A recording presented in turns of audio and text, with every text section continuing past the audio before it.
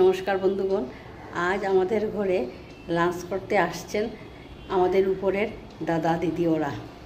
তো আমি কি রান্না করেছি আপনাদেরকে এখন দেখাবো। এই দেখুন, মুগের ডাল আর মিক্স সবজি, তারপর মোকা মাছের কৌড়া আর কাতলা মাছ নিয়ে এসছে, ওইটা দিয়ে আলু দিয়ে ঝিঙে দিয়ে একটা ঝুল করেছি।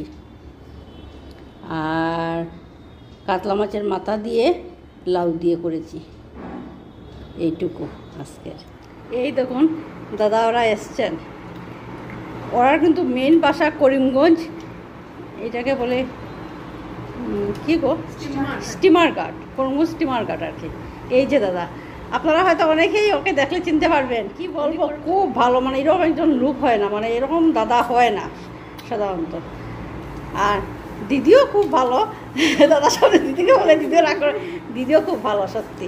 আর এই যে ওদের একই মেয়ে, ও কিন্তু ডক্টর। আর এই যে ওদের সাথে ওই যে বিক্রম, ওর গাড়ি করেও আসছেন। আসলে দাদা একটু অসুস্থ আর কি, ওই ডাক্তার দেখাতে এসছেন না, তাই আমাদের করে আমরা ডাকছি আর কি, যেখানে নিমন্ত্রণ করে নিলাম আর কি, এখানে খেয়ে দেন। মামন কিরম হয়েছে রান্না আন্টি? রান্না তো খুবই ভালো হয়েছে। আজকে ডাল দিয়ে খেলাম, ভাজা দিয়ে খেলাম। মোকা মাছের ভাজাটা খুব ভালো লেগেছে আমার। আমি তো ছোট মাছের ভাজা এত খাই না, কিন্তু ভাজাটা এত করকরা হয়েছে, কাঁটা কিন্তু একদমই লাগেনি। তারপরে লাউয়ের মাথা দিয়ে যে তরকারিটা হয়েছে, এটাও খুব ভালো লেগেছে। এখন কাতলা মাছের তরকারি খাচ্ছি, সেটাও খুব স্বাদ হয়েছে। শুনে খুবই ভালো লাগলো, মামনের যেহেতু ভালো লেগেছে রান্নাটা না, তার জন্য। আর দিদি পেট ভরে খাবে কিন্তু, সত্যি রান্নাটা খুব ভালো, সত্যি। ওদের খাওয়া শেষ হয়ে গেল, এখন আমরা খেতে বসি দুজন। রান্নাটা মোটামুটি ভালোই হয়েছে, লাইট হয়েছে আর কি, তেমন মশলা টশলা দেইনি, ভালোই হয়েছে। এখন মাছ দিয়ে খাচ্ছি।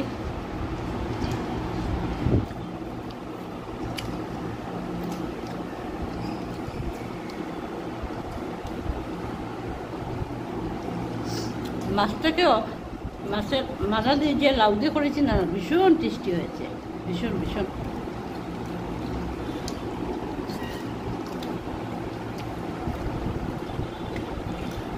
আর দিদি আসার সময় দই মিষ্টি নিয়ে আসলেন, তো লাস্টে দই মিষ্টি দিয়ে খাবো। তো ঠিক আছে বন্ধুগণ, আপনারা আমার ভিডিওটা দেখবেন, আসার সময় আমার পাশে থাকবেন, লাইক কমেন্ট শেয়ার করবেন। আপনারা সবাই সুস্থ থাকবেন। Tata, by.